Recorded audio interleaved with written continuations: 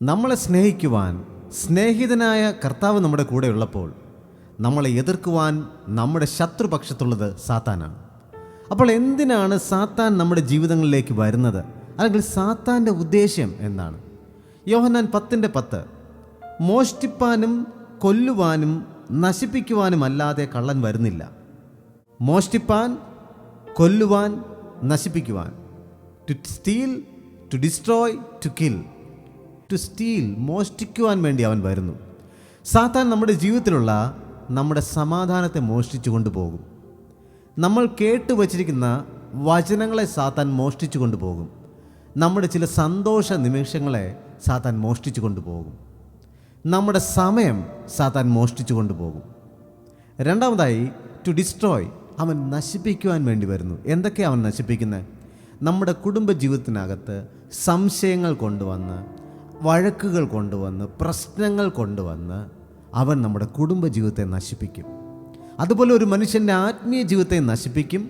വിശുദ്ധമായി ജീവിക്കേണ്ട ഒരു ദൈവപൈതലിൻ്റെ ജീവിതത്തിൽ വിശുദ്ധമല്ലാത്ത ചിന്തകളും ലൗകികമായ ചിന്തകളും പാപത്തിൻ്റെ ചിന്തകളും കൊണ്ടുവന്ന് അവൻ്റെ ആത്മീയ ജീവിതത്തെയും നശിപ്പിച്ചു കളയും.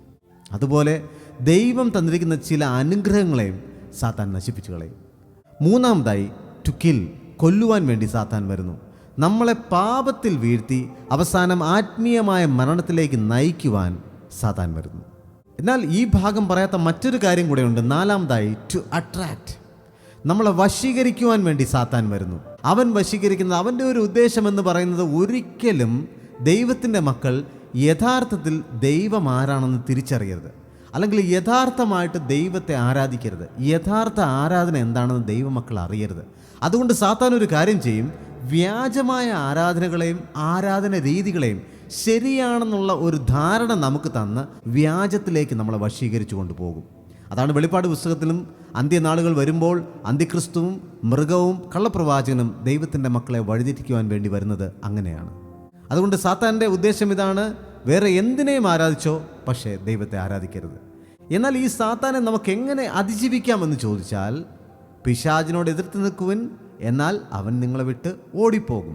അപ്പോൾ പിശാചിനോട് എതിർക്കുവാൻ നമുക്കുള്ള ഒരേ ഒരു കാര്യമാണ് ദൈവത്തിൻ്റെ വചനം. കർത്താവായ യേശുക്രിസ്തു പോലും ദൈവത്തിൻ്റെ വചനം ഉപയോഗിച്ചാണ് പിശാചിനെ ജയിച്ചത്. ഈ വചനം സാത്താനെതിരെ നമുക്ക് ഉപയോഗിക്കണമെങ്കിൽ നമ്മൾ ഈ വചനവുമായിട്ടിരിക്കുകയും വചനം പഠിക്കുകയും വചനത്തിൻ്റെ അർത്ഥങ്ങൾ മനസ്സിലാക്കുകയും വചനം നമ്മുടെ ഉള്ളിൽ സംഗ്രഹിച്ചു വയ്ക്കുകയും നമ്മൾ ചെയ്യണം. സാത്താൻ്റെ ഉദ്ദേശം നമുക്ക് മനസ്സിലായല്ലോ. ഒരിക്കലും നമ്മുടെ ജീവിതത്തിൽ സാത്താന് ഇടം കൊടുക്കരുത്. ദൈവം സഹായിക്കട്ടെ. God bless you.